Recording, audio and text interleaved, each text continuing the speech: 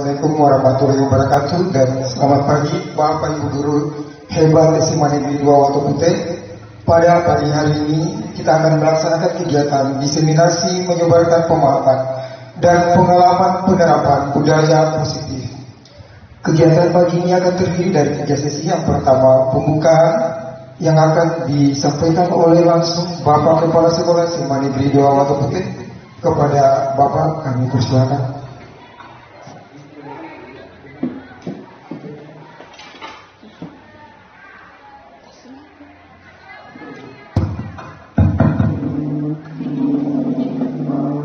Bismillahirrahmanirrahim. Assalamualaikum warahmatullahi wabarakatuh. Puji syukur kita persembahkan kehadirat Allah Subhanahu wa taala. Pagi hari ini kita bersama-sama di tempat ini dalam rangka diseminasi ilmu dari guru penggerak yang kita miliki secara Watu. Mudah-mudahan acara ini bisa berjalan dengan lancar dan tentu mengharap ridha Allah Subhanahu wa taala. Sebelum kita buka, terlebih dahulu saya menyampaikan syukur kepada Allah Subhanahu wa taala karena kita mempunyai guru penggerak. Ya, guru penggerak. Tentu ini rahmat bagi seluruh Watu. Karena nanti lewat guru penggerak yang kita miliki ini akan mengimbaskan ilmu selama mengikuti diklat guru penggerak selama 9 bulan itu. Tentu ini luar biasa nih. SMA Watu Putih punya kepala sekolah penggerak, tapi tidak memiliki guru penggerak. Ya, tentu akan berbeda itu. Kepala sekolah penggerak dengan guru penggerak. Kita akan lebih mudah memahami ilmu yang dimiliki oleh guru penggerak dibanding dengan kepala sekolah penggerak. Kenapa? Hubungan emosional kita itu lebih dekat. Itu pertama. Yang kedua, diseminasi. Diseminasi artinya penyebaran pengetahuan kepada stakeholder atau kepada audiens. Seperti kita ini sekarang, rapat ini, guru-guru SMA Watu Putih akan mendapatkan ilmu tentang guru penggerak dari guru penggerak itu sendiri. Kemudian tentu harapan kita agar semua apa yang disampaikan oleh Pak Hasran bisa diikuti dengan sebaik-baiknya. Juga akan menjadi modal bagi kita untuk mengikuti IHT yang kita rencanakan akan berlangsung beberapa hari ke depan.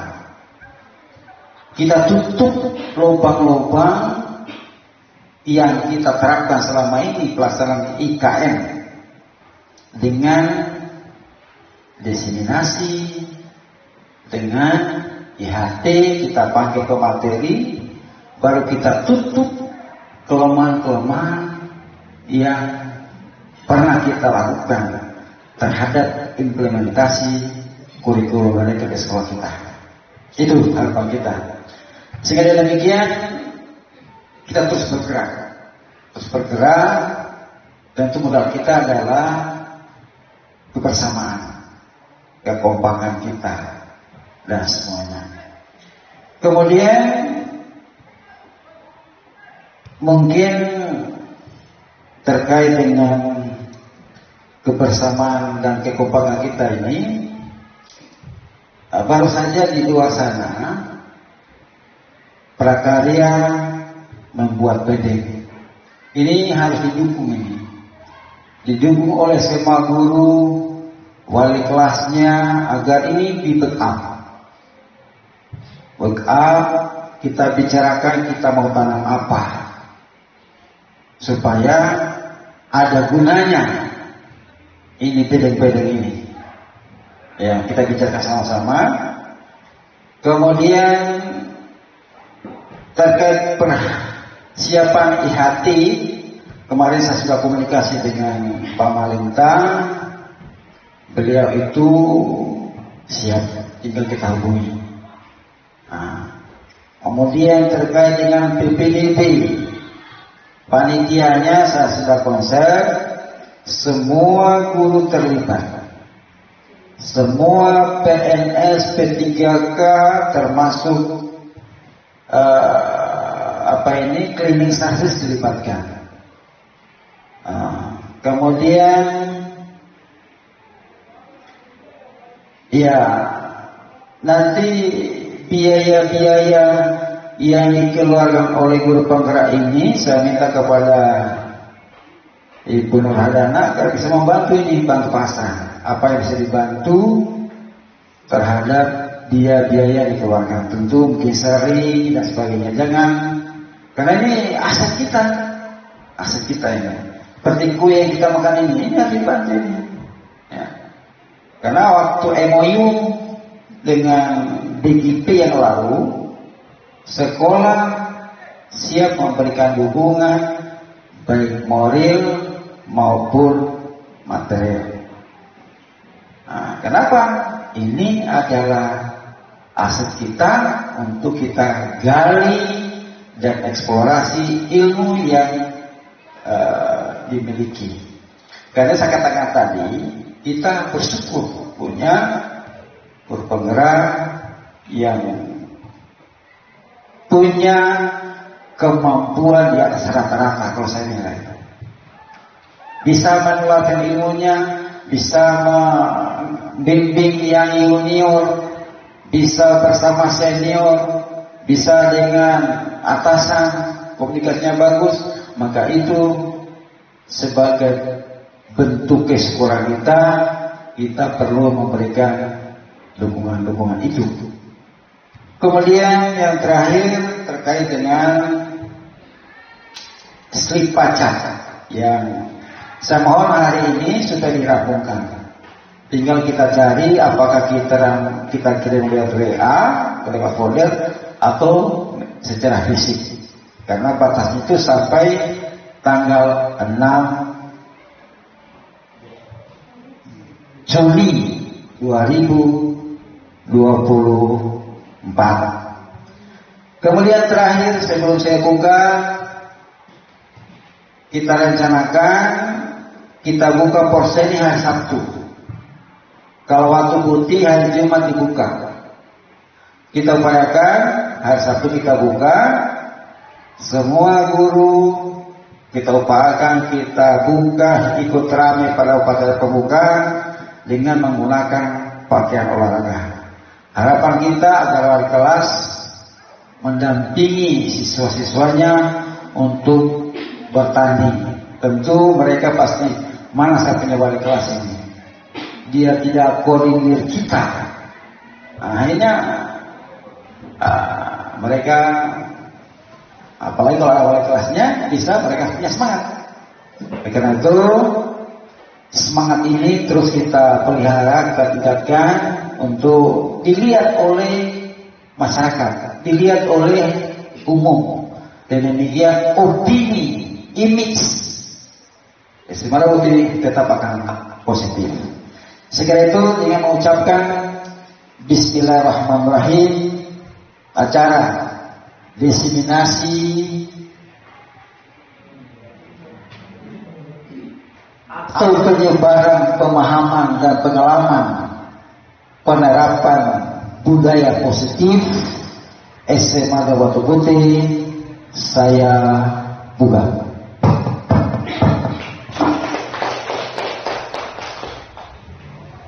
Ya, Bapak dan Ibu berkhidmat. Selanjutnya di sisi kedua adalah pembacaan doa. Kepada yang telah ditunjuk kami persilakan.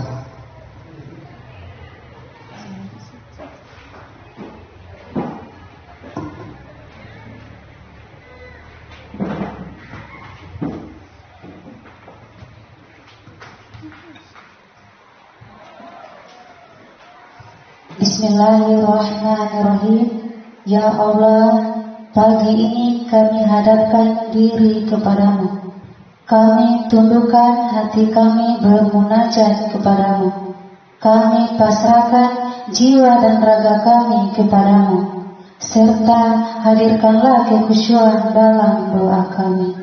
Ya Allah, di dalam pengawasanmu pagi ini, kami berkumpul dalam kegiatan diseminasi, menyebarkan pemahaman dan pengalaman penerapan budaya positif.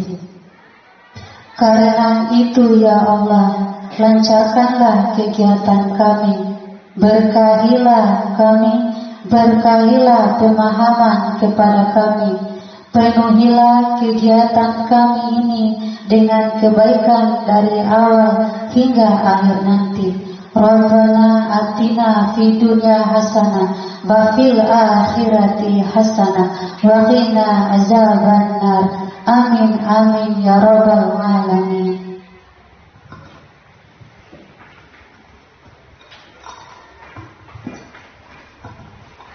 Ya, Bapak dan Ibu berkhidmat, selanjutnya acara ketiga adalah menyebarkan pemahaman dan pengalaman penerapan budaya positif yang akan dibawakan langsung oleh pemateri CGP Bapak Hasran Arifin SPD.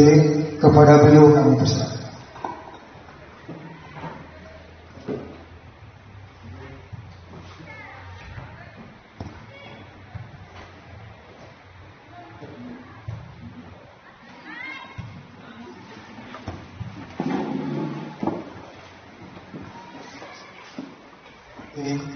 Bismillahirrahmanirrahim. Assalamualaikum warahmatullahi wabarakatuh. Yang saya hormati Bapak Kepala Sekolah SMA Negeri 2 Watu Putih, yang saya banggakan rekan-rekan guru SMA Negeri 2 Watu Putih. Puji syukur kita panjatkan kehadirat Allah Subhanahu wa taala, limpahan rahmat dan karunia-Nya lah, sehingga pada pagi hari ini kita masih diberi kesehatan dan kesempatan untuk datang di ruangan ini dalam rangka belajar bersama. Jadi hari ini kita belajar bersama-sama tentang bagaimana budaya positif kita terapkan di dalam lingkungan sekolah yang kita cintai ini. Rekan guru SMA Negeri 2 Watu Putih yang hebat, saya di sini tidak menggurui teman-teman semua, tapi kita saling belajar, kita sharing apa yang saya dapat, yang dibilang Bapak tadi, mengikuti pendidikan guru penggerak itu akan saya sebarkan di rekan-rekan guru SMA Negeri 2 Watu Putih yang hebat. Oleh karena itu sebentar, jikalau ada miskonsepsi yang saya jelaskan dan teman-teman tahu itu tolong diluruskan, karena ini kita dalam proses belajar bersama-sama. Baiklah, jadi seperti yang tadi dikemukakan oleh MC bahwa hari ini saya akan melakukan diseminasi aksi nyata modul 1.4. Jadi di dalam pendidikan guru penggerak itu kami sudah menyelesaikan 4 modul. Itu ada sorry saya minta maaf, itu ada 3 modul, tetapi ada sub modul. Jadi modul baru kami selesai itu modul 1. Jadi modul 1 itu terdiri dari 4 modul. Inilah modul terakhir, itu modul 1.4 tentang budaya positif. Oleh karena itu kami akan melakukan aksi nyata. Aksi nyata ini dituntut kami untuk menyebarkan pemahaman tentang budaya positif yang akan kita lakukan atau sudah ada di sekolah yang kita cintai ini. Baiklah, jadi selamat datang Bapak Guru hebat. Di sini seharusnya selamat datang Bapak Ibu Guru hebat. Saya minta maaf. Jadi mari kita saling belajar bersama, berkolaborasi, saling mendukung demi mewujudkan budaya positif di sekolah yang kita cintai. Oleh karena itu sekali lagi saya ulangi, saya tidak menggurui teman-teman, tetapi kita di sini belajar bersama, berkolaborasi, saling mendukung demi mewujudkan budaya positif di sekolah yang kita cintai. Baiklah, jadi di modul 1.4 tentang budaya positif itu konsep yang ingin diharapkan itu adalah yang pertama adalah perubahan paradigma positif, yang kedua disiplin positif, lalu ada nilai-nilai kebajikan, lalu ada kebutuhan dasar manusia, lalu ada motivasi perilaku manusia, posisi kontrol guru, dan yang terakhir keyakinan kelas, dan yang terakhir segitiga restitusi. Kita masuk selanjutnya. Baiklah. Jadi pelajaran paradigma baru. Jadi pelajaran paradigma baru ini ini pembelajaran yang berorientasi terhadap penguatan kompetensi, lalu karakter, yang dimana disesuaikan dengan nilai-nilai Pancasila. Nilai-nilai Pancasila ini terwujud dalam profil pelajar Pancasila. Oke, ada yang masih ingat profil pelajar Pancasila itu ada berapa? Ada 6. Oke, ada 6. Apa saja? Yang pertama, ya, beriman dan bertakwa kepada Tuhan yang Maha Esa. Lalu apa lagi? Kreatif. Lalu apa lagi? Bergotong royong. Lalu apa lagi? Berkebinekaan global. Lalu apa lagi? Bernalar kritis. Dan yang terakhir, dia mandiri. Dari 6 profil pelajar Pancasila inilah bagaimana perubahan pembelajaran paradigma baru ini, kita guru itu akan menuju ke sana karena dia berkaitan dengan karakter. Selain lagi, jadi pembelajaran paradigma baru itu berkaitan dengan karakter. Bagaimana menumbuhkan karakter itu? Dengan melaksanakan pembelajaran yang berpusat pada murid atau berpusat pada siswa. Nah, di dalam Ki Hajar Dewantara itu filosofi Ki Hajar Dewantara dikatakan bahwa kita mengajar siswa itu bukan menuntut, tapi menuntun. Ya, bukan menuntut, tapi menuntun. Oleh karena itu, di mana ketika pembelajaran itu berpusat pada murid, maka setiap murid kita ajar sesuai dengan kebutuhan dan perkembangan dirinya, sehingga di situ dikenal dengan pembelajaran diferensiasi. Ya, jadi di situ di layar ini itu ada yang saya garis merah. Jadi intinya adalah pembelajaran paradigma baru, dia pembelajaran yang pengembangan karakter berpusat pada murid dengan cara melakukan pembelajaran diferensiasi dan terwujud dalam profil pelajar Pancasila. Itu dia. Jadi itu intinya pembelajaran paradigma baru. Selanjutnya, disiplin positif. Jadi saya minta maaf, kita di sini sering. Apa itu disiplin? Ada yang bisa? Apa itu disiplin? Pak Herman itu disiplin. Apa yang kita Tahu dari disiplin. Maksudnya apa yang kalau kita bicara disiplin, apa itu? Disiplin. Menaati aturan. Ada lagi yang lain? Keteraturan. Ada lagi yang lain? Konsisten terhadap sebuah keputusan. Ya. Jadi disiplin itu berasal dari bahasa Latin yang artinya adalah belajar. Ya. Jadi dia itu dari akar katanya dari bahasa Latin, yakni artinya belajar. Ya, jadi saya sini ada 3 konsep yang saya ingin beritahu kepada teman-teman semua. Pertama itu disiplin itu sama dengan ketidaknyamanan. Dalam budaya kita, makna kata disiplin itu telah berubah menjadi sesuatu yang dilakukan seseorang kepada orang lain untuk mendapatkan kepatuhan. Jadi saya buat aturan supaya kamu harus sesuai, tidak sesuai dengan aturan tersebut, maka orang tersebut dikatakan tidak disiplin.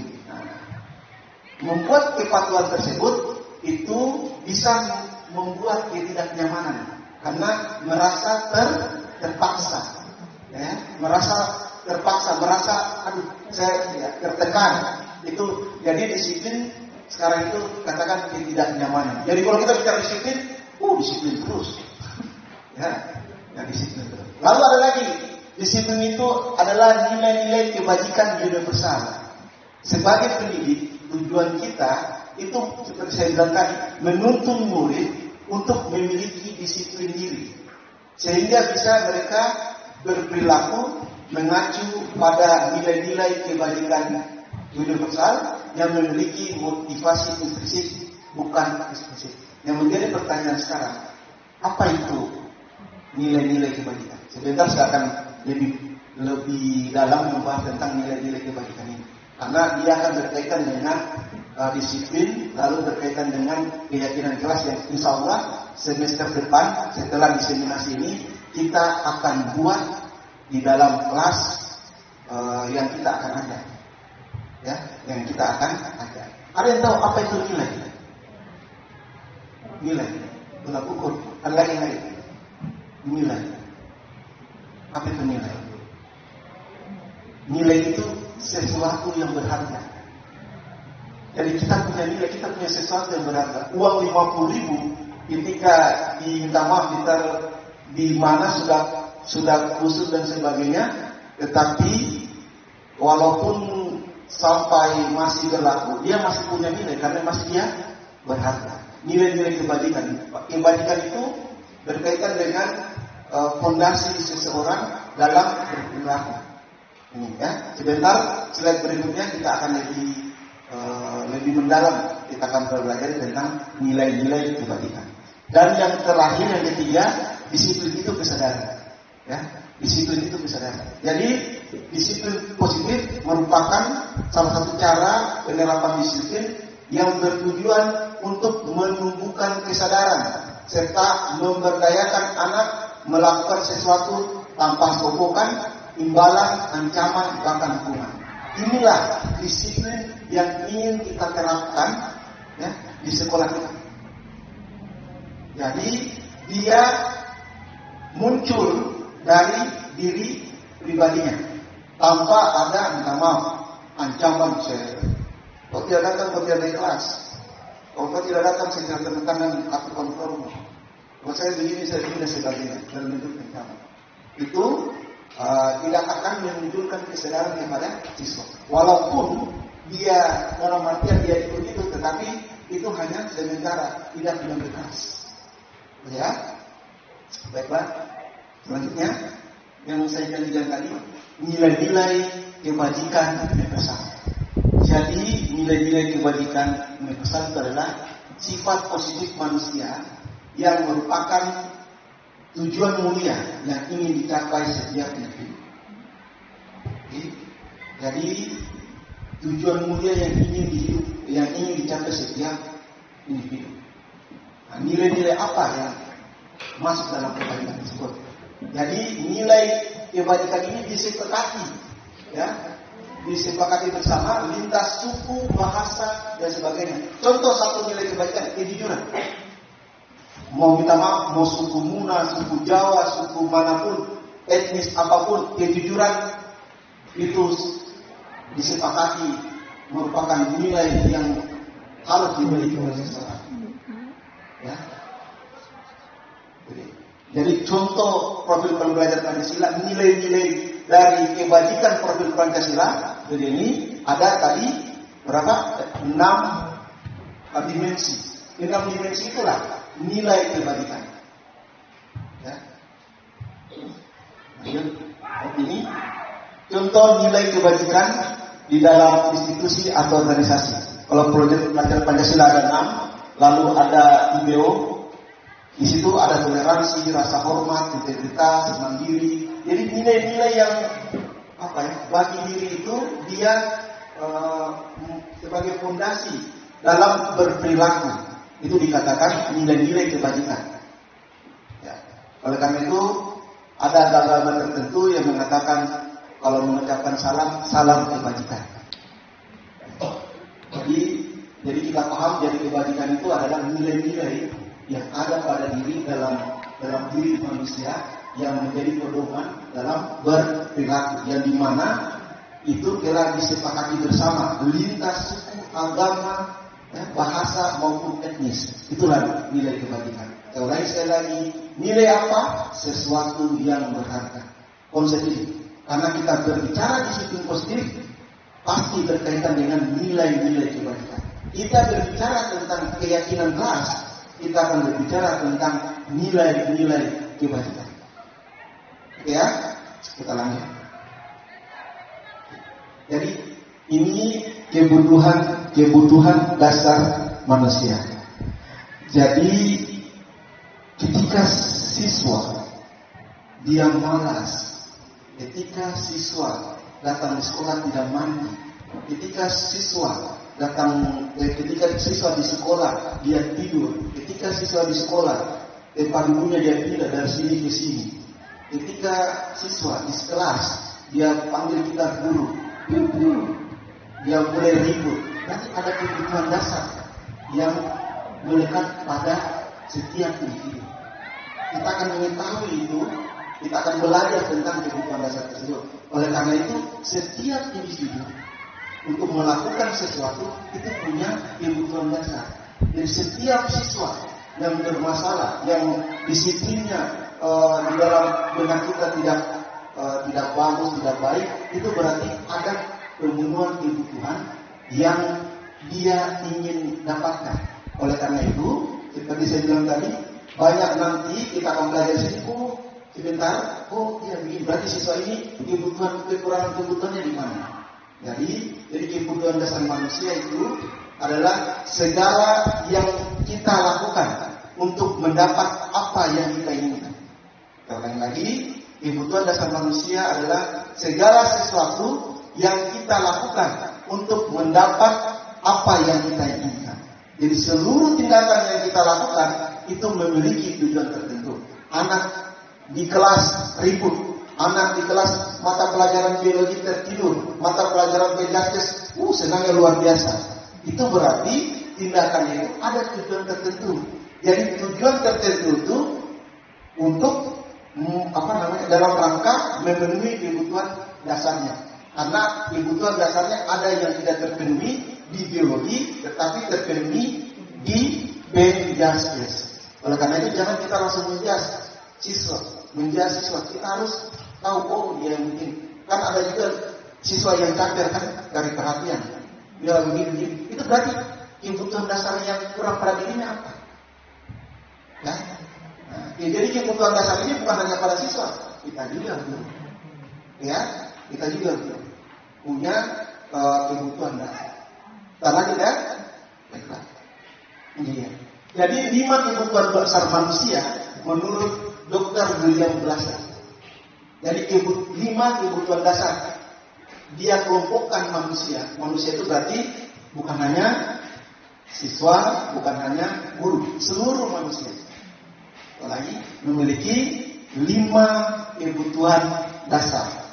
Yang pertama itu ini bertahan hidup, survivor, ya, survivor, bertahan hidup. Jadi kebutuhan dasar yang bertahan hidup ini yaitu kebutuhan fisiologis dan biologis. Ya, kebutuhan fisiologis dan biologis. Jadi kebutuhan fisiologis itu apa? Makan, minum, ya. Lalu kalau di Jawa itu sandang, pangan, papan, itu biologis. Lalu ada kebutuhan biologis. Ada kebutuhan biologis. Minta maaf ini reproduksi, ya. Jadi minta maaf kalau guru datang di sekolah marah-marah, mungkin kebutuhan dasar bertahan hidup biologisnya, ya kita tidak tahu. Jadi kebutuhan dasar. Itu dia. Jadi kita harus paham tentang kebutuhan dasar itu. Tapi kebanyakan siswa untuk ini ada juga siswa kita temukan. Bagaimana dia mau makan? Dia harus pergi dulu cari cari pekerjaan untuk bertahan hidup. Itu kita harus paham itu. Lalu yang kedua, kasih sayang dan rasa diterima. Love and love. Nama kalimat betul ya kalimat ini. Love and kasih sayang dan rasa diterima. Love and belum ya? Belum. Jadi kasih sayang ini contohnya dia itu siswa yang capek cari perhatian. Ini bagian dari kebutuhan dasar tentang kasih sayangnya atau rasa diterima itu berat, ya. Jadi bertanya terus. Kayak ada pasti siswa di situ. Kalau dia bertanya terus. Minta maaf ya, ada kelas IPS nama Pendra. Bertanya terus. Oh berarti dalam hal ini kita tahu dia di sini kurang kebutuhan kasih sayang. Mungkin di rumahnya dia kurang mendapatkan itu, di sekolah dia ingin supaya kebutuhan dasarnya tentang kasih sayang dan rasa diterima ini itu dia cari, sehingga kita harus paham dengan itu. Jadi kita di sini guru pedagogik itu penting, bukan hanya profesionalisme. Nah, salah satu bagian dari pedagogik ini adalah tadi memahami tentang kebutuhan dasar manusia. Jadi, mungkin di rumahnya dia kurang kurang kasih sayang, dia cari di sekolah. Mungkin enggak apa pasti pernah rasakan gitu kan? Oh ini siswa ini dia kasih bimbing, padahal itu kebutuhan dasar tentang kasih sayangnya di rumahnya itu tidak dia terpenuhi, sehingga dia melampiaskan mencari kebutuhan dasar berupa kasih sayang dan rasa diterima itu di sekolah. Yang ketiga, ini penguasaan atau power. Jadi contoh siswa yang ini adalah yang pertama, jadi dia ingin dihargai. Siswa itu ingin dihargai. Jadi ingin diakui bahwa dia punya kompetensi. Sehingga anak tersebut setiap ada pertanyaan dia terus menjawab walaupun jawabannya salah. Ya. Walaupun jawabannya saya pak, walaupun jawabannya salah. Mau jadi pemimpin, ini penguasaan, salah satu bagian dari kebutuhan dasar. Jadi itu harus kita pahami sifat tersebut. Jadi ada kebutuhan dasar manusia yang namanya penguasaan atau dalam bahasa Inggrisnya power. Jadi ingin siswa tersebut diakui, malah curhat sama gurunya. Kalau begitu, Bu, saya ini begini, saya tidak mau dicukur rambutku karena bisa begini. Itu berarti anak itu kebutuhan dasar tentang ingin diakuinya itu dia tidak dapat, dia berkurang. Sehingga perlu kita pahami itu supaya kebutuhan dasar tentang penguasaan atau power ini bisa tercukupi, bisa terlampaui malahan kalau bisa. Lalu yang keempat, freedom. Apa itu freedom, Pak Hermanto? Kebebasan. Jadi kebebasan ini dalam arti dia bisa memilih. Ini saya bilang tadi, di mata pelajaran biologi ya tidur, di mata pelajaran penjaskes dia tertawa terbahak, di mata pelajaran ekonomi malas kerjakan tugas, di mata pelajaran biologi dia dikasih tugas dia kerja. Karena kenapa? Karena kebutuhan dasar tentang kebebasan itu ya dia itu berkurang. Jadi dia lampiaskan itu di dalam mata pelajaran yang kita ajar. Sehingga bagaimana caranya? Ya kita kasih. Kalau dia Pak guru mengajar terus itu buat pembelajaran yang menyenangkan. Kalau perlu kasih belajar di luar. Kasih belajar pakai game. Ya. Kasih belajar pakai apa? Supaya kebutuhan dasar tentang kebebasannya itu terpenuhi. Nah, jadi kadang kita ini kesalahan itu kita lampiskan kepada siswa. Padahal saya dengan pelajaran kebutuhan dasar ini kita flashback pada diri kita. Saya mungkin salah di sini. Saya tahu anak ini kebutuhan dasarnya freedom, tapi saya tidak bisa bagaimana caranya untuk merangkul atau memenuhi kebutuhan dasar kebebasannya ini. Oleh karena itu kita mulai dari sekarang, mulai tahun ajaran baru, kita mulai belajar. Kita melakukan pembelajaran yang menyenangkan atau pembelajaran yang berpusat pada murid supaya siswa salah satu kebutuhan dasar tentang kebebasannya itu bisa terpenuhi. Dan yang terakhir kesenangan. Ini banyak juga kita temukan siswa tertawa kalau libur dan sebagainya. Baik kita ketemukan kan? Dia tertawa sendiri, sukanya main-main. Minta maaf kalau dia duduk di sini sebentar 15 menit kemudian duduk di sana, habis itu duduk lagi di sana, duduk lagi di sini, gitu kan? Itu berarti kebutuhan dasar manusia tentang kesenangan itu tidak terpenuhi di rumahnya. Jadi dia mencari kebutuhan dasar tersebut di sekolah. Jadi kita harus paham itu. Ya, kita paham itu. Jadi 5 kebutuhan dasar ini kita jujur susah bukan susah, tidak ada kata susah, tetapi kita belajar. Penting konsisten, kita paham. Ya, kita paham 5 kebutuhan dasar. Karena 5 kebutuhan dasar inilah yang kita akan lakukan nanti ketika kita menerapkan disiplin positif di sekolah.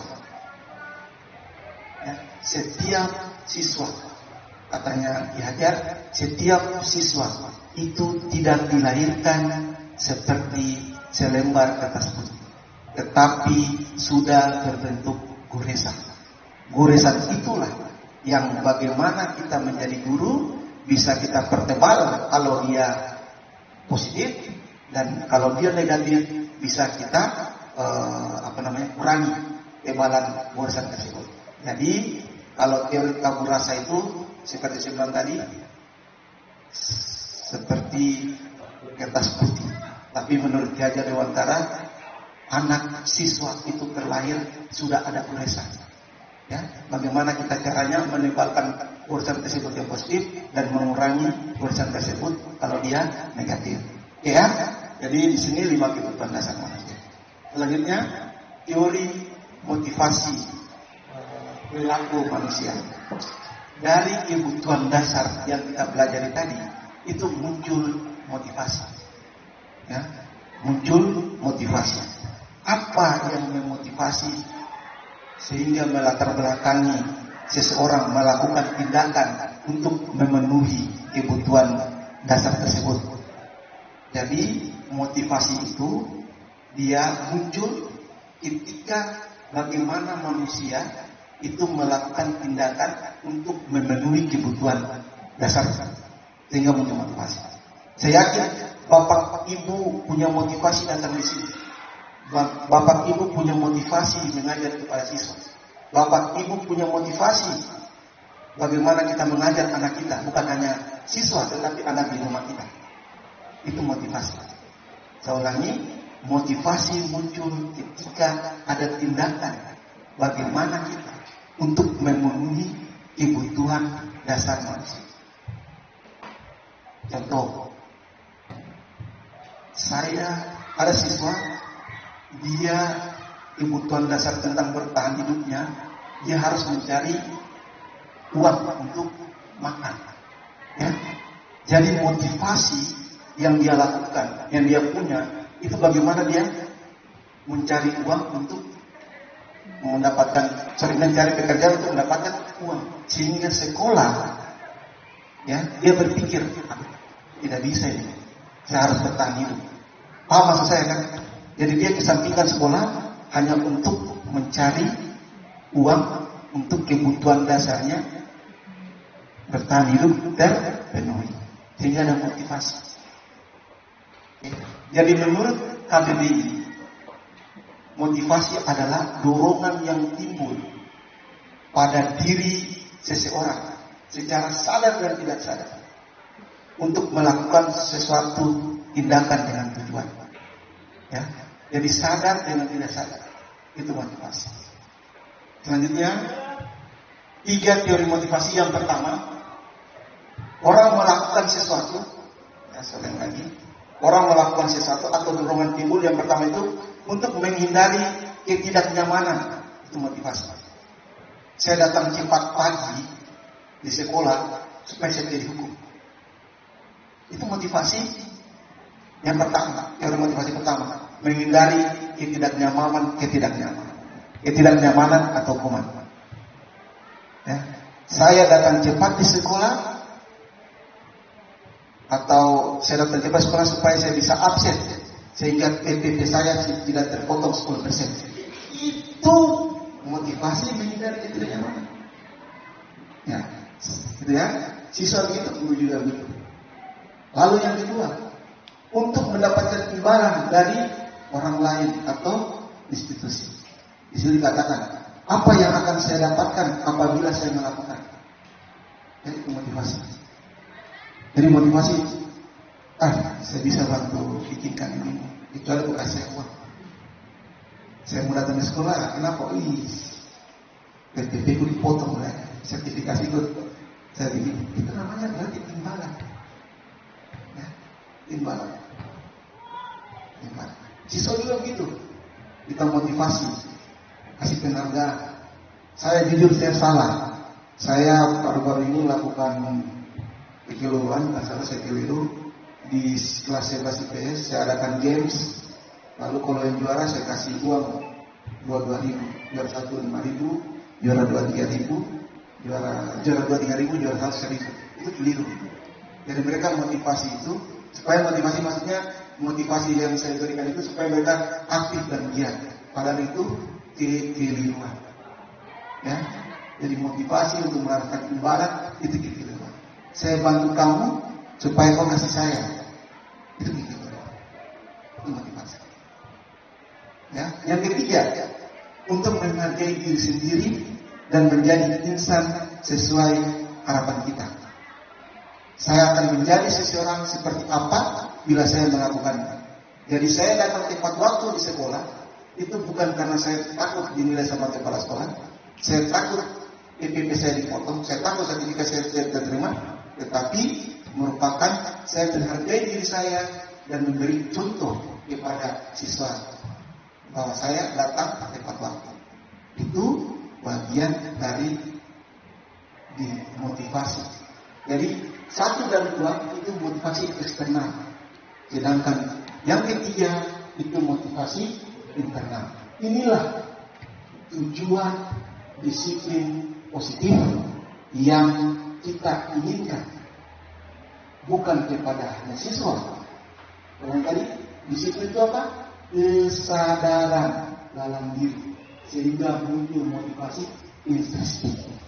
Inilah yang kita inginkan. Inilah tujuan disiplin positif. Supaya muncul kesadaran dalam diri, dalam berbuat dan bertindak tanpa mengharapkan, tanpa takut akan hukuman dan mengharapkan imbalan. Itu motivasi yang baik yang kita cita-citakan, bukan hanya kepada siswa, tetapi kepada kita guru. Selanjutnya, ini dia. Jadi menurut Cajar Dewantara, merdeka itu artinya tidak hanya terlepas dari perintah, akan tetapi juga cakap buat memerintah diri sendiri. Jadi motivasi internal menciptakan disiplin positif dan sikap merdeka sesuai dengan profil pelajar Pancasila yang ada dalam tadi. Oke ya? Oke? Ya. Kita lanjut. Ya.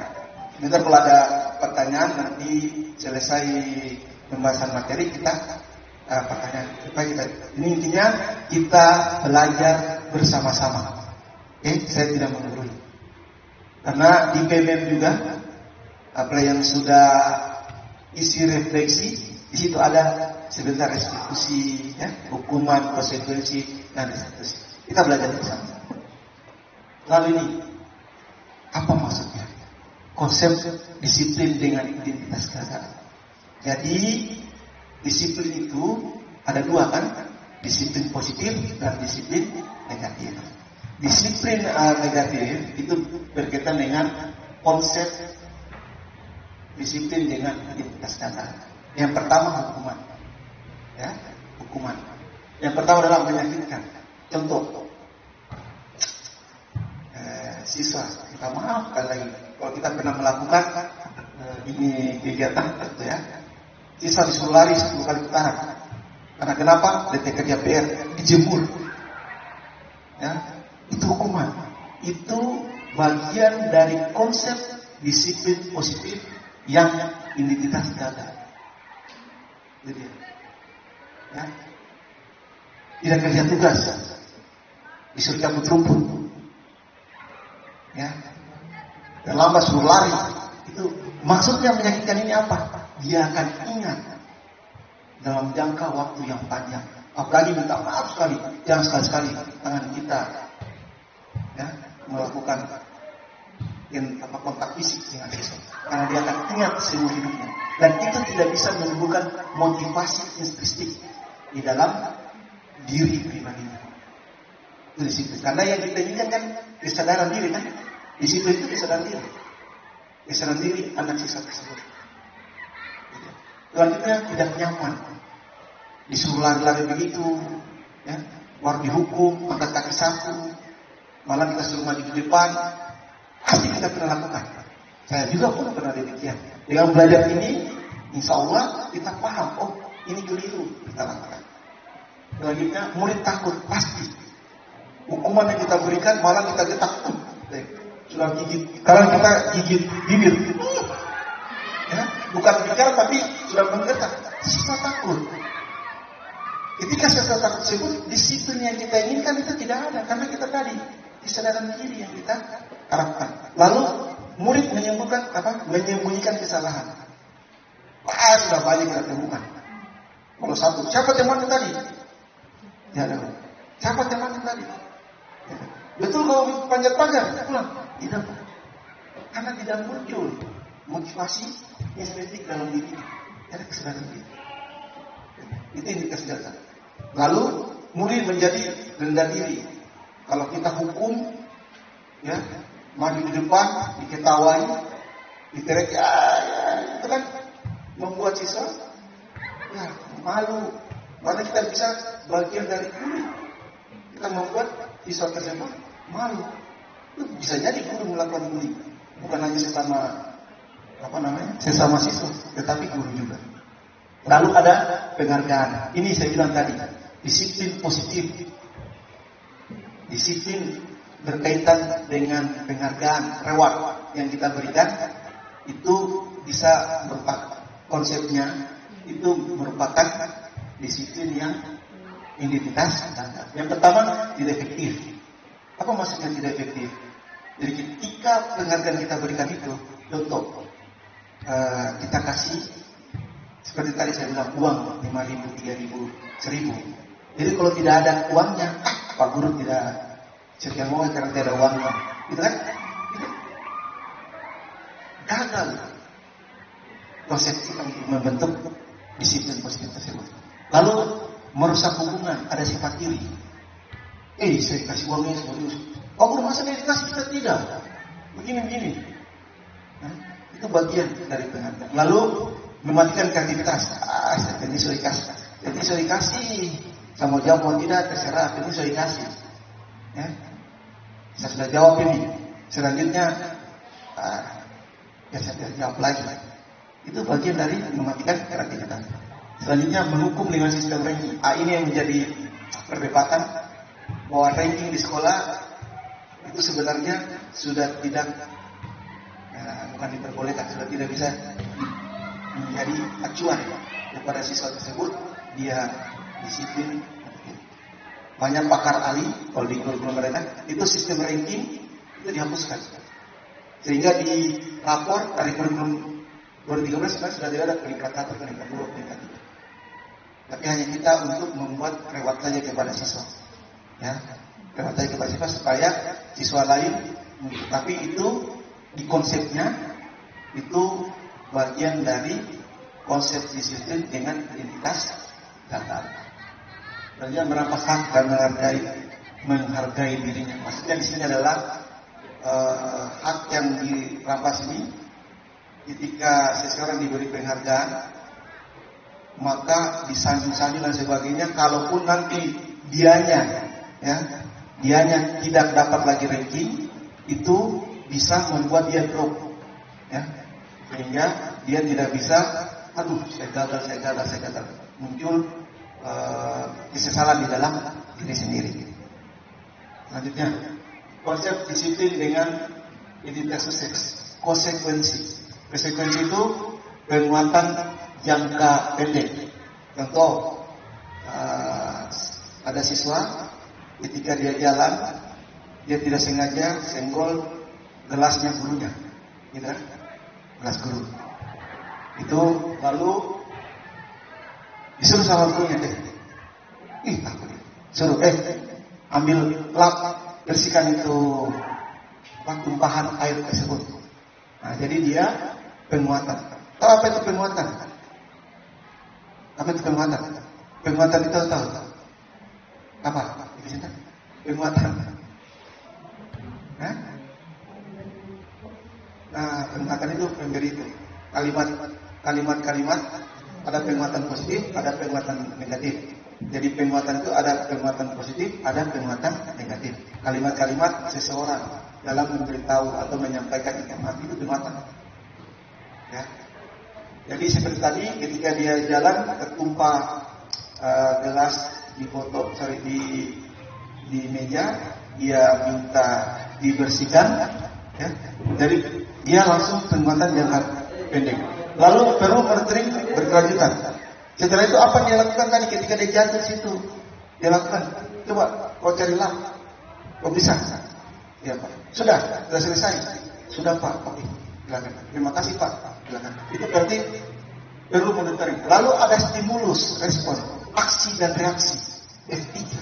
Ketika ada aksi, ada reaksi. Stimulus perintah. Tolong kau bersihkan. Ya Pak, respon. Dia, ya. Itu stimulus dan respon. Lalu murid menghormati peraturan. Peraturan adalah ketika dia tidak sengaja jatuh situ, otomatis, saya harus hormati. Apa yang saya lakukan? Dia ambil lap, dia melakukan membersihkan air tersebut. Lalu kehilangan waktu untuk merenungi kesalahan. Maksudnya tidak ada waktu, langsung dia. Ketika konsekuensi itu, ketika ada tindakan tadi jatuh, langsung ambil lap, bersihkan, tidak ada lagi dia merenungi kesalahan apa semua. Jadi kalau konsekuensi itu tidak ada merenungi kesalahan, dia langsung tindakan. Contoh, sering kita lakukan ini, tidak bawa PR. Saya beritahu dulu ya, ini hukuman atau konsekuensi. Anda tidak bawa PR, lalu disuruh lari 10 putaran, itu hukuman atau konsekuensi? Bagus, itu hukuman. Tidak kerja PR, disuruh mencatat ulang, itu hukuman atau konsekuensi? Ya, konsekuensi. Seperti itu konsekuensi. Jadi kalau hukuman itu fisik, konsekuensi langsung dia. Ya, sudah ada aturan menghargai orang. Contoh lagi, di Penjaskes, ketika mata pelajaran Penjaskes, ketika dia tidak memakai seragam, ya, dia harus lari 10 putaran. Sorry, bukan gitu. Ketika penjaskes, ketika dia datang terlambat, ya, ketika mata pelajaran penjaskes di lapangan, ketika dia datang terlambat, itu harus lari 5 putaran. Itu hukuman atau konsekuensi?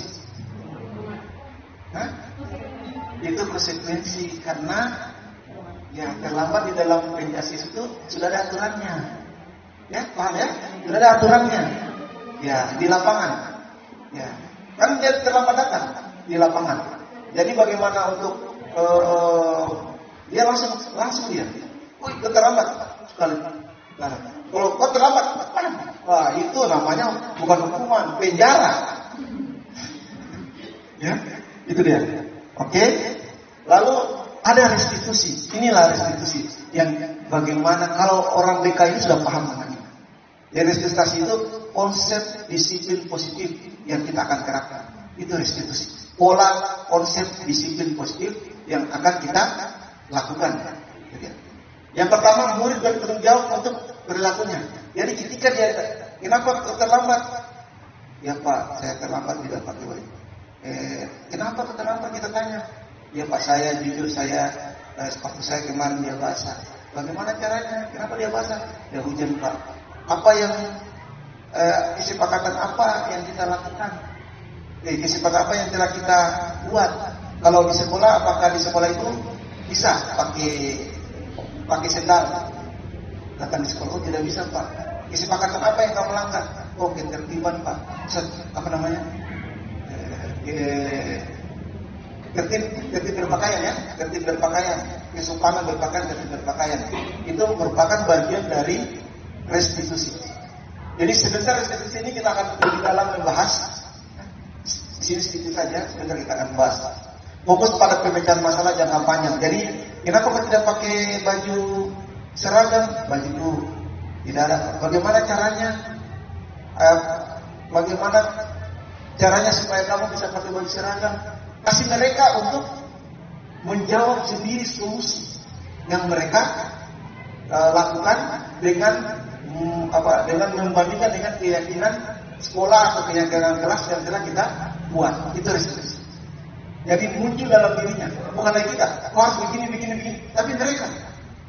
Sebentar kita akan nonton video tentang restitusi dan menjadi kita akan senyum-senyum. Apakah kita sudah pernah lakukan ini atau belum? Ya? Apakah kita pernah? Dan yang menjadi pertanyaan, apakah hanya guru BK yang bisa melakukan restitusi? Semua guru bisa melakukan. Ulangi lagi, semua guru bisa melakukan. Selanjutnya, kemudian. Jadi restitusi, pengertiannya itu merupakan proses menciptakan kondisi bagi murid untuk memperbaiki kesalahan mereka, sehingga mereka bisa kembali pada kelompok mereka dengan karakter yang lebih kuat.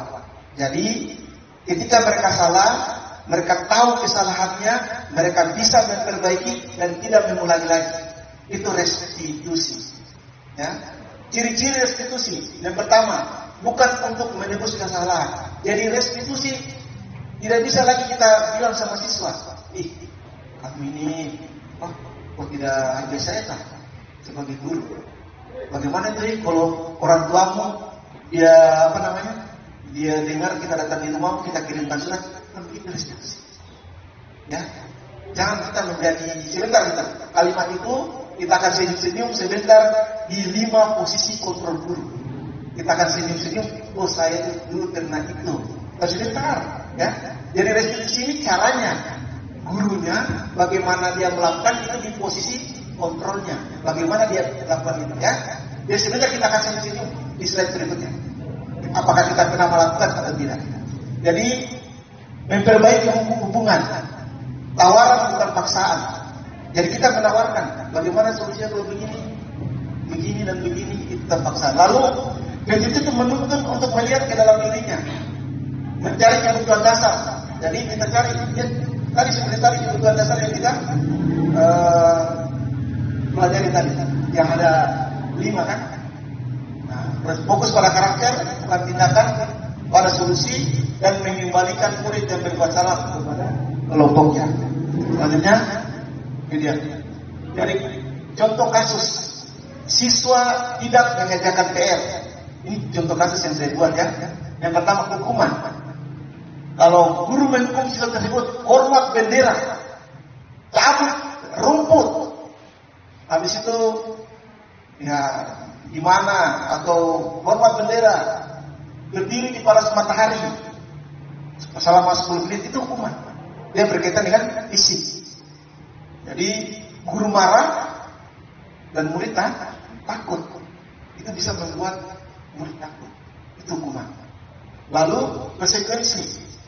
Perhatikan dia punya perilaku.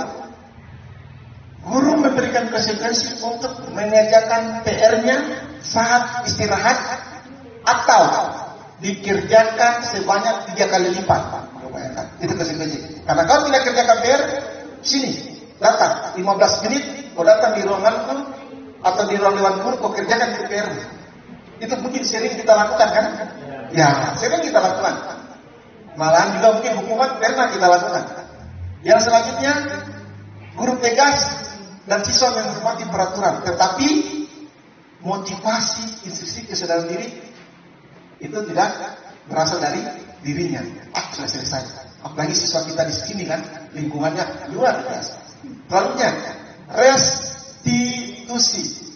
Guru menanyakan keyakinan kelas dan dirinya, membantu siswa menyelesaikan apa masalahmu kok tidak kerjakan itu. Kalau dalam bahasa mudanya malusi-malusi. Ya, kita malusi-malusi. Itu kan kita baik-baikan. Mau dia apa? Itu bagian dari saran guru. Teori restitusi. Apa masalahmu? Saya begini Pak, saya tidak. Bagaimana kamu bisa menyelesaikan itu? Begini Pak. Apa keyakinan kelas yang telah kamu langgar? Begini Pak.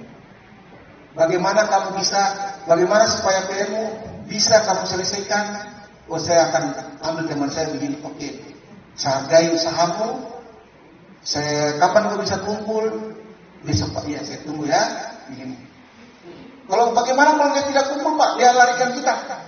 Ibaratkan sebuah batu, kita tetesi air, batu itu bisa lubang karena tetesan air yang kita pakai.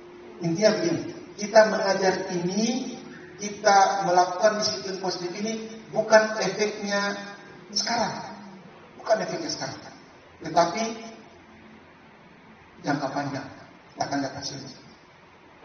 Kalau penting adalah ketika dia lihat kita di luar, Pak Guru senyum, cium tangan, itu luar biasa. Itu bagian dari kita sudah disiplin positif karena mendekas di dalam diri. Tapi kalau ada guru dia lagi, malas ketemu banget nih. Saya sering begitu ya, ada guru begitu. Tapi ya wajar karena ketika pernah ada hukuman, saya ditendang, terus saya lihat guru di sini tendang saya. Ya pasti mendekas. Ya dia hukum saya dan sebagainya. Katanya orang. Ada tadi pantun tapi saya lupa. Lanjut ya. Ya, keyakinan kelas ini yang penting yang akan kita terapkan di semester depan mata tahun ajaran baru 2024-2025. Keyakinan kelas. Mengapa tidak peraturan saja? Mengapa harus keyakinan? Mengapa harus kesepakatan kelas? Ya. Mengapa demikian? Oke, di sini saya sudah pertama peraturan kelas itu menekankan pada daftar instruksi dan persepsian kaku, berfokus pada kontrol dan kepatuhan. Sedangkan keyakinan membangun seperangkat nilai, ingat ya, nilai sesuatu yang berharga. Nilai berkaitan dengan nilai-nilai kebajikan. Ya. Bukan motivasi intrinsik dan rasa tanggung jawab. Lalu peraturan kelas mengatur perilaku, namun belum tentu menanamkan karakter. Dilarang merokok dalam kelas. Ya, karakternya di mana? Gitu. Keyakinan kelas, kesehatan. Karena merokok bisa menimbulkan yang ada di rokok itu sebagainya. Ibu hamil kanker dan sebagainya. Keyakinan kelas mendorong internalisasi nilai-nilai positif seperti saling menghormati, bertanggung jawab, bekerja sama yang berakar pada karakter. Lalu peraturan keras seringkali ditentukan oleh guru, memicu rasa dipaksakan dan kurangnya kepemilikan dari murid. Jadi menurut mereka peraturan kelas itu guru yang buat, bukan kami.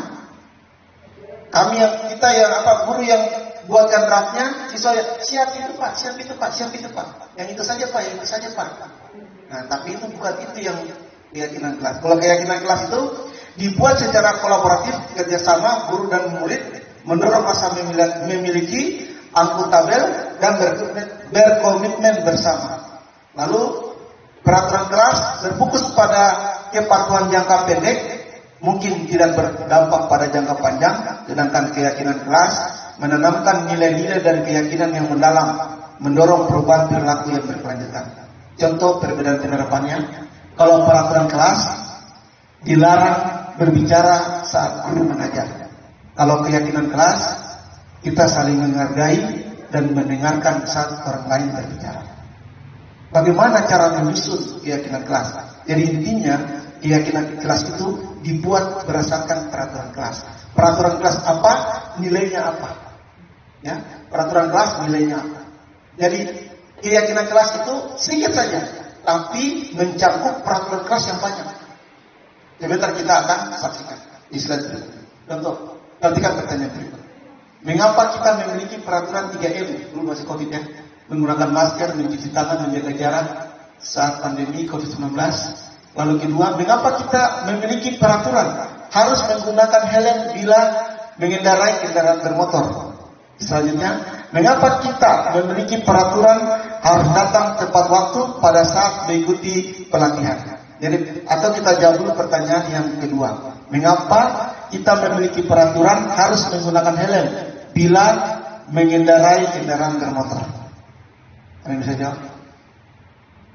Mengapa kita harus pakai helm kalau kita bawa motor? Supaya apa? Supaya kita tidak keselamatan. Ada yang lain? Karena harga otak lebih mahal daripada harga helm, begitu ya? Karena ada yang bilang begitu. Karena kenapa? Karena untuk apa? Safety. Apa itu safety? Keamanan atau keselamatan. Keamanan dan keselamatan itu adalah nilai-nilai kebijakan. Nilai-nilai kebijakan kan? Tadi kita sudah pelajari nilai-nilai kebijakan universal. Lalu, mengapa kita peraturan 3M? Menggunakan masker, mencuci tangan, menjaga jarak pada saat pandemi. Untuk apa? Dia menjaga apa? Keselamatan diri. Apa saja? Kesehatan. Keselamatan diri dan kesehatan merupakan nilai-nilai kebijakan. Lalu yang ketiga, mengapa kita memilih peraturan harus datang tepat waktu? Karena kita harus hargai waktu, menghargai waktu. Apalagi menghargai diri supaya tidak supaya dihukum dan sebagainya. Ada muncul dalam diri kita sendiri. Itu berarti menghargai itu bagian dari nilai-nilai kebijakan universal. Jadi nilai-nilai kebijakan universal itu yang akan memicu munculnya motivasi instruktif. Oleh karena itu, semester depan kita harus buat keyakinan kelas. Lain lagi, kita harus pastikan kita punya keyakinan kelas, terutama bagi siswa yang rambutnya pakai gini, lorongnya ini. Apa keyakinan kelas yang kita buat? Dia tidak kesopanan, tidak menghargai dirinya. Dan kita tulis itu, menghargai diri dan orang lain, atau sopan pada diri dan orang lain. Itu nilainya dalam bentuk peraturan. Paham ya?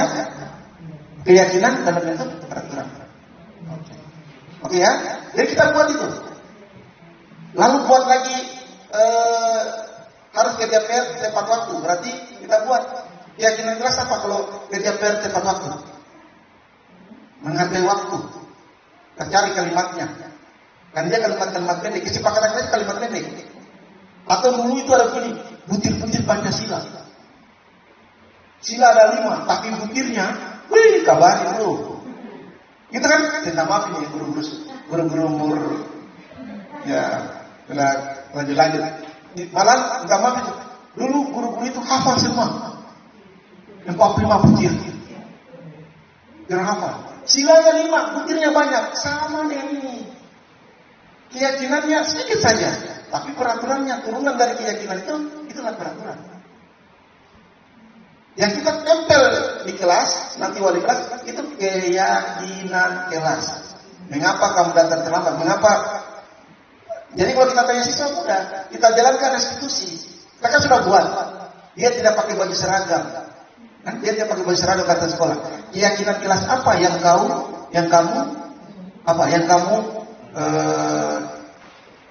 kamu langgar? Oh, Pak, kerapihan. Karena itu kan? Jadi sekarang kalau kita tanya keyakinan kelas apa yang kamu langgar? Kamu pakai begini. Oh itu Pak, kesopanan nanti. Dan saya harus tekankan itu. Kita buat memang. Saya juga akan insya Allah di masa depan bukan hanya wali kelas. Dan ini kalau bisa setiap pada saat awal masuk pelajaran tahun ajaran itu kita buat berkolaborasi dengan siswa. Sebentar ada triknya ya, cara membuat itu.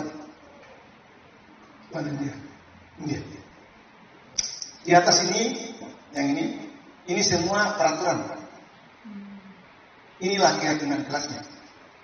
Selalu kembalikan buku. Kalau di perpus selalu kembalikan buku ke tempatnya. Itu keyakinan kelasnya apa? Bertanggung jawab. Dilarang mengganggu orang lain, menghormati orang lain.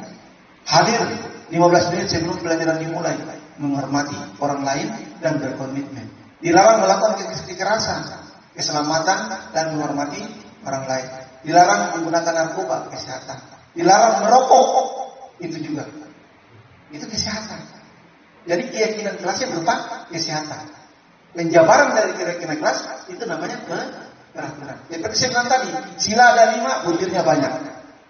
Sila itu keyakinan, ya, butir itu adalah peraturan.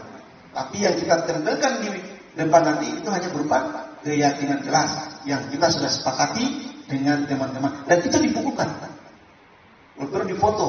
Jadi kalau dia banyak, maksudnya ada kesalahan, kasih lihat orang tuanya. Kita sudah komitmen. Kalau perlu tanda tangan sama siswa. Lalu gunakan masker, bergantian, menghormati, jangan berlari, jangan berteriak-berteriak. Keamanan, ya, ketertiban. Ketika guru tidak ada, jangan menyanyi-nyanyi, yang mengganggu di sebelah. Itu namanya keamanan atau ketertiban. Bagaimana pembentukan keyakinan kelas? Ini yang penting. Yang pertama, keyakinan kelas itu lebih abstrak daripada peraturan. Tahu abstrak kan? Abstrak itu seperti kalau orang ini dari sini abstrak itu ini sebelum daftar isi ada abstrak. Ya. Terus itu deskripsi. Nah, abstrak itu apa ya? Abstrak itu dia tidak panjang-panjang. Apa namanya? Inti dari kalimat itu, inti dari peraturan. Apa? Kayak tadi, saya kembali. Ini selalu kembalikan ke tempat. Dibuat abstrak, jadi tanggung jawab. Itu kan? Saya yakin semua sudah pernah buat skripsi kan? Ada abstrak. Lalu sedikit saja biar mudah diingat. Sedikit saja keyakinan kelas. Saya yakin. Sila itu hanya 5. Yakin, ingat semua. Tapi peraturannya kadang bingung. Nah, kita ingatkan. Lalu berupa pernyataan universal yang umum. Ya. Lalu dapat diterapkan di kelas, dibuat dalam bentuk positif, bersedia meninjau semua warga hendak berkontribusi. Selanjutnya, ini ya. Kegiatan membuat keyakinan kelas. Yang pertama itu berdiskusi tentang peraturan dulu. Kita buat dulu peraturan. Ya. Setelah peraturan kita menyusun peraturan menjadi keyakinan. Jadi kita suruh siswa apa? Dilarang ini kan banyak. Setelah itu kita oh ini masuk di keyakinan ini. Kenapa keyakinan ini? Karena berkaitan dengan nilai-nilai kebajikan yang kita sudah bahas tadi. Lalu menempel keyakinan tersebut di kelas. Ya, menempel keyakinan itu di kelas. Nah, ini lalu kita bahas tentang 5 posisi kontrol guru dalam kaitannya tentang restitusi. Kita akan senyum-senyum di sini.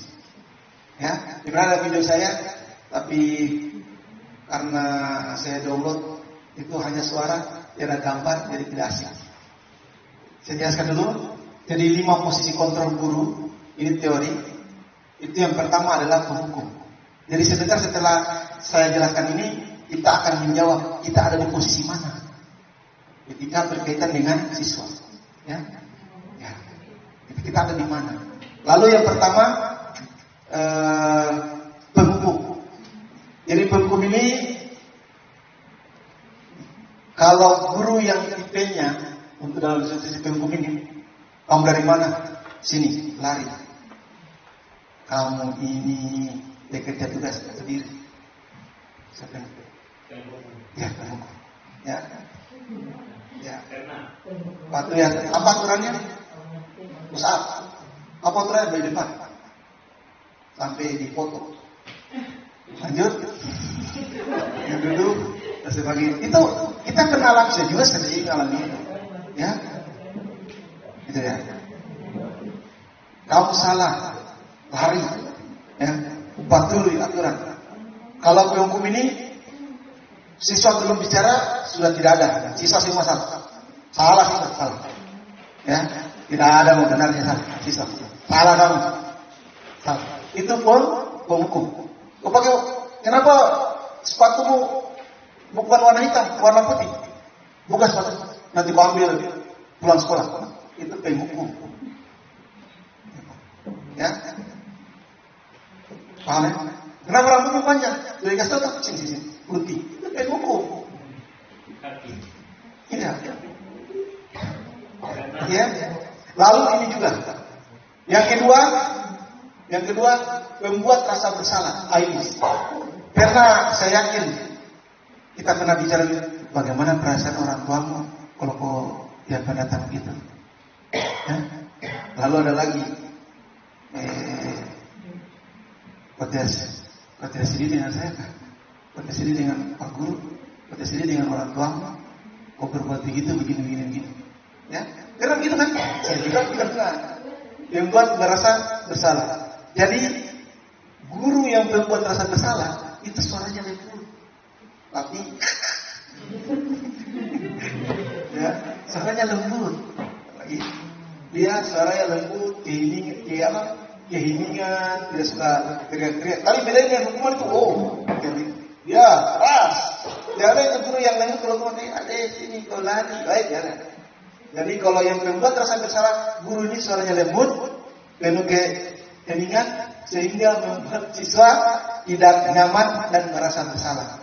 Kamu itu anaknya pintar, tapi orang tuamu itu rajin, orang ini pandang, tapi kelakuanmu begini, itu membuat rasa bersalah. Apakah kita pernah lakukan itu? Silakan. Yang ketiga, ini teman ini tidak ada gap antara guru dan siswa. Posisi kontrol teman ini bisa positif, bisa negatif. Kalau yang tadi bisa positif, bisa negatif. Kalau yang negatif, ya sia-sia semua. Kamu ambilnya, guru, itu negatif. Dan ini kalau yang posisi kontrol guru berbagai teman ini bisa membuat siswa itu ini merasa merasa bahwa dirinya teman bisa kayak gitu. Ini bisa tidak. Nanti saya bisa tidak ada itu. Ya. Karena kita bangga dengan teman. Tidak ada kesenjangan, perbedaan. Ada teman bisa posisi kontrol positif dan bisa berkontrol positif, posisi kontrolnya negatif. Dia tergantung. Hati-hati kalau posisi kontrol teman ini siswa tersebut bisa ketergantungan. Ada bahasa, ada kabarnya, ada terjemahan. Dia bisa menimbulkan sifat ketergantungan. Contohnya ekosis. Apa itu ekosis? Memang kemana? Itu namanya ketergantungan. Dia disiplin positif, tapi bisa menimbulkan negatif. Selanjutnya pemantau ini. Kayak kita sebut suatu yang dilakukan pemantau itu begini. Tadi kenapa mengantuk? Kamu yang mengantuk di sana. Kenapa tidak di kelas? Ini cuci muka. Negara itu bukan cuci muka. Sudah. Belajar apa tadi? Kita bahas apa tadi? Itu mana? Ya, kita bahas apa tadi? Gimana? Bisa mengurangi pembahasan tadi? Gimana? Negara itu tidak tahu Pak. Terus siswa ini ulangi tadi apa yang ibu guru jelaskan? Kembalikan lagi. Sudah coba ulangi. Itu memang tahu. Jika ibu begitu pemantau namanya. Jadi evaluasi sesuatu sesuai dengan peraturannya. Itu namanya pemantau.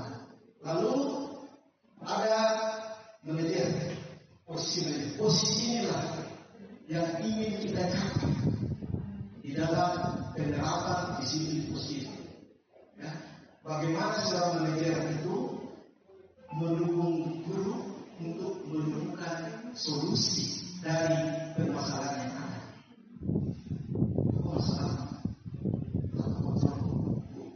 dituduh catatan palsu. Soal begitu. Kita ada dari manajer di situ. Kita ada dari tuan. Ini langsung datang ke ibu. Gimana itu? Yang saya katakan. Salah. Itu kamu yang mau salah itu. Orang ini sebagainya. Coba bisa punya salah tua kamu. Itu tidak bisa begitu. Kalau orang asal begini, kan caranya itu padahal direbuskan. Tapi bagaimana seorang posisi manajer yang mengatakannya? Oh itu mau bicara lagi. Apa dia minta? Oh dia minta diulang. Dia ulang. Itu begini. Dia menemukan solusi dari permasalahan yang dikemukakan, bukan menambahkan masalah. Ya, dari posisi manajer. Dan inilah posisi manajer yang ingin kita capai. Ya, yang ingin kita capai. Selanjutnya, ya, contoh penerapan 5 posisi kontrol. Jika sesuatu yang berarti pasti untuk dikawal saat pembacaan bendera. Kasih ini ya, yang dari aplikasinya seperti ini.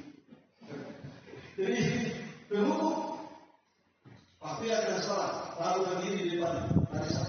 Coba itu yang tidak pakai topi, tidak bisa barisan. Dia bukan saja begini, nah itu berhukum. Lalu pemantau, berbuat merasa bersalah. Karena nggak ada sudah sistem kan itu berbuat merasa bersalah ini itu. Dari nunggu sudah kasih kami setiap upacara tidak pernah pakai topi. Ada perlawanan tidak ada aplikasi. Kita sekiranya saja buru-buru nih. Kalau kita tidak lagi ngomong bilang ya saya itu yang merasa bersalah. Lalu teman, bos ini gembira akan kau. Ayolah tapi bagus apa ini kali ini. Itu kan, kenapa sih? Kali ini ada apa-apa nih, bukan? Tidak apa-apa masalah. Nanti di depan jangan lagi. Itu saja itu, begitu ya. Kita akan itu. Karena ya, lalu ada yang mantap. Yang melanggar. Apa peraturannya? Sini. Konsekuensinya apa? Dan, begitu kan? Itu. Kalau mereka kalau sama apa? Ya Pak, bagaimana itu Pak? Kamu mengerti kesalahan, memberikan kesalahan janji, oke itu aja. Nah, dan posisi ini yang ingin kita capai, posisi ini yang ingin kita Selanjutnya segitiga restitusi. Ya, segitiga restitusi. Ini segitiga restitusi ini pemecahan masalah. Ya, di dalam. Tapi sebelumnya kita nonton dulu video.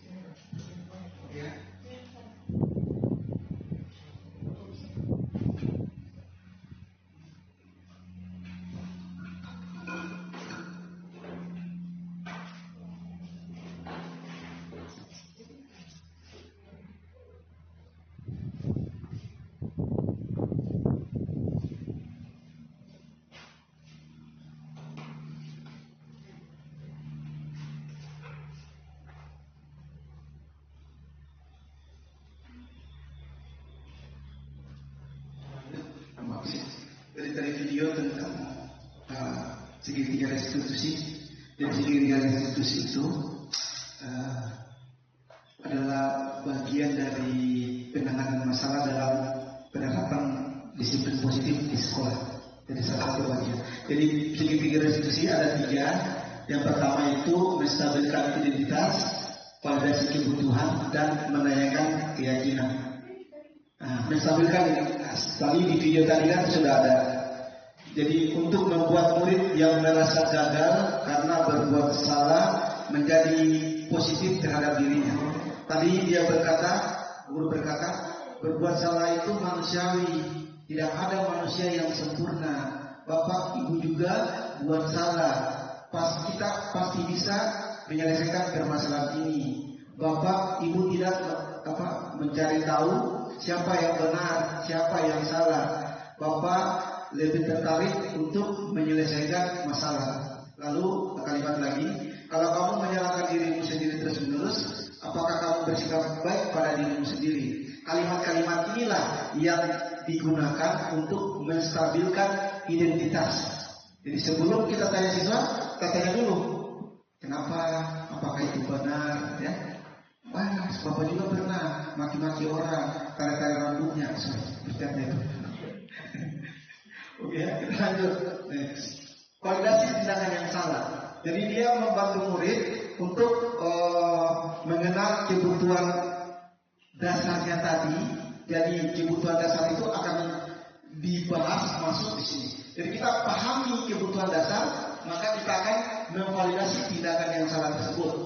Nah, pada dasarnya setiap tindakan manusia tujuannya untuk memenuhi kebutuhan dasar.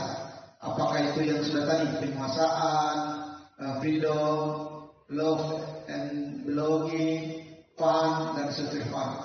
Jadi guru berkata kalimat-kalimatnya seperti ini. Kamu bisa saja kan melakukan yang lebih buruk, tapi kamu tidak melakukannya. Kamu pasti punya alasan kenapa melakukannya. Apa yang penting bagi kamu? Kamu boleh tetap berusaha menjaga sikap itu, tapi tambahkan lagi sikap yang lain, yang baru. Maukah kamu belajar cara lain untuk mendapat yang kamu butuhkan tanpa harus memukul? Apakah kamu bisa melakukan lebih baik lagi besok? Itu kalimat-kalimat dalam hal melakukan validasi tindakan yang salah. Selanjutnya, menanyakan keyakinan. Jadi murid melihat kesalahannya dihubungkan dengan nilai-nilai kebajikan yang diyakininya, yang telah dibuat di kelas ataupun menjadi di sekolah. Jadi yang mendasari manusia berinteraksi dengan orang lain. Jadi kalimatnya seperti ini. Apa nilai yang kita percaya di kelas? Kebaikan apa yang telah kita sepakati? Kelas yang ideal itu seperti apa? Kamu ingin menjadi anak seperti apa? Apa yang kamu rasakan ketika kamu melakukan itu? Kamu menjadi orang seperti apa? Jadi penerapan segitiga restitusi seperti yang saya bilang bukan hanya dimiliki oleh guru BK, tetapi kita harus memiliki. Ya, jadi itu saja yang saya bisa sampaikan tentang diseminasi penerapan budaya positif di sekolah. Jadi kalau ada yang ditanyakan, silakan.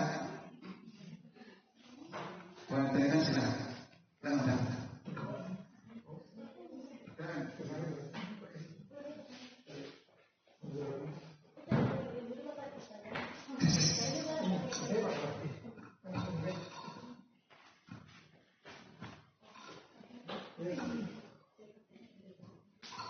Terima kasih atas kesempatan yang telah diberikan. Ini adalah materi yang sangat luar biasa sekali dan sangat bermanfaat, terutama untuk saya dan juga teman-teman guru muda lainnya yang mungkin yang sekarang ini masih baru merasakan yang namanya mengajar dan menghadapi peserta didik seperti itu. Seperti yang kita ketahui kan, guru itu harus mengetahui kebutuhan dari peserta didik itu sendiri.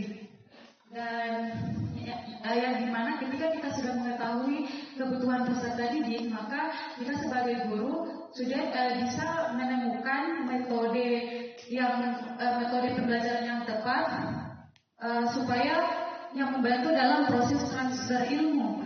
Nah, selain proses transfer ilmu itu, kita juga bisa dapat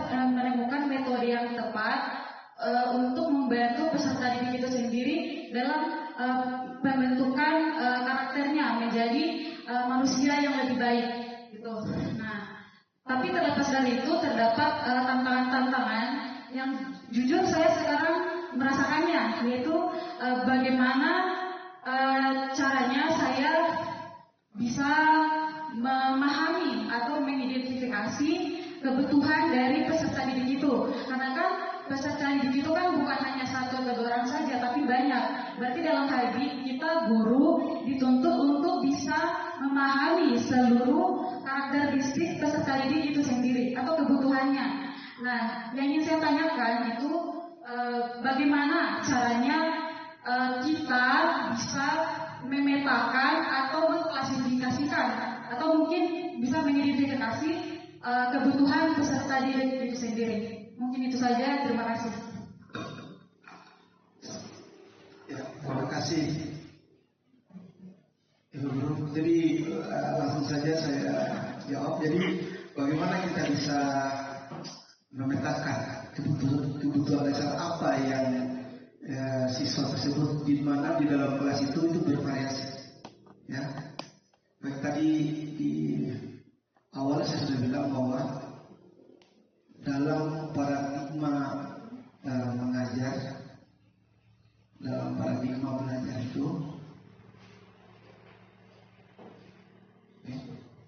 itu ada pengembangan karakter, lalu ada pengurusan murid, lalu pembelajaran berdiferensiasi. Tapi di dalam pembelajaran diferensiasi itu ada 3: diferensiasi minat, diferensiasi bakat, dan diferensiasi diferensiasi itu maksudnya kita mengajar disesuaikan dengan kebutuhan dan perkembangannya. Bagaimana kita mau tahu siswa itu kebutuhannya apa? Di dalam pembelajaran diferensiasi, di dalam pembelajaran kurikulum merdeka itu dibutuhkan yang namanya penilaian diagnostik. Ya, apa itu penilaian diagnostik? Walaupun ini jujur, ini materi ini nanti modul 2.1 saya pelajari, tapi karena Dinda sudah bertanya, maka apa itu pembelajaran diagnostik? Jadi pembelajaran diagnostik itu pembelajaran yang dilakukan di awal pembelajaran dimulai untuk melihat dan memetakan kondisi siswa. Itu bagian dari diferensiasi. Bagaimana cara membuat asesmen diagnostik itu? Jadi asesmen diagnostik terbagi atas 2. Ada kognitif dan non kognitif. Ya. Kalau sumatif itu dan formatif itu berbicara tentang nilai. Ya, tapi ini dia berbicara tentang non kognitif. Tadi kognitif itu sumatif dan formatif. Dia non kognitif untuk memetakan kebutuhan siswa. Beri siapa asesmen tersebut? Dan itu berdasarkan pertanyaan-pertanyaan yang kita buat untuk bisa melihat sejauh mana yang membuat contoh. Kamu tinggal dengan siapa? Benar? Ya, kita buat berapa tinggal sehari-hari. Bagaimana kamu untuk memperoleh uang? Oh, saya tulis. Ya. Dan setelah itu kita harus ada catatan. Seharusnya kalau bulan 10 harus ada catatan dari manualitas. Catatan dari guru SMP. Oh, ini anaknya begini. Dia harus catatan. Sehingga kita ketika masuk kita sudah bisa petakan. Nah, oh begini. Anak ini begini. Ya. Tapi untuk lebih formalnya adalah menggunakan tadi tes diagnostik awal yang berisi tentang pertanyaan-pertanyaan psikologis terhadap siswa. Apa yang kau sukai, bagaimana cara belajarmu, apa yang kau sukai, mendengar radio, menonton TV, atau bagaimana kondisi. Kau tinggal dengan siapa? Saya tinggal dengan ayah tiri. Berarti dia ada, kalau dia ribu berarti ada kebutuhan. Kita bisa menganalisis dari tes hasil dari tulisan mereka, diagnostik awal mereka.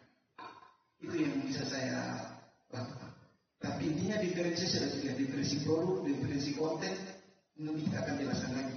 Dan pertemuan lagi saya akan kumpul lagi seperti ini. Aksi nyata nanti saya di modul 2.1 itu seperti ini. Akan ada pembelajaran diferensi dan insya Allah sebelum masuk pelajaran baru kita akan lagi aksi nyata tentang pembelajaran diferensiasi. Dan pertanyaan tentang ini tadi kita akan jawab di sini. Tapi sebelum itu yang menjadi pertanyaan, apakah kita sudah membuat tes diagnosis tersebut? Kalau sudah, alhamdulillah. Kalau belum, kita berusaha untuk membuat itu. Saya kira itu saja. Terima kasih. Assalamualaikum warahmatullahi wabarakatuh.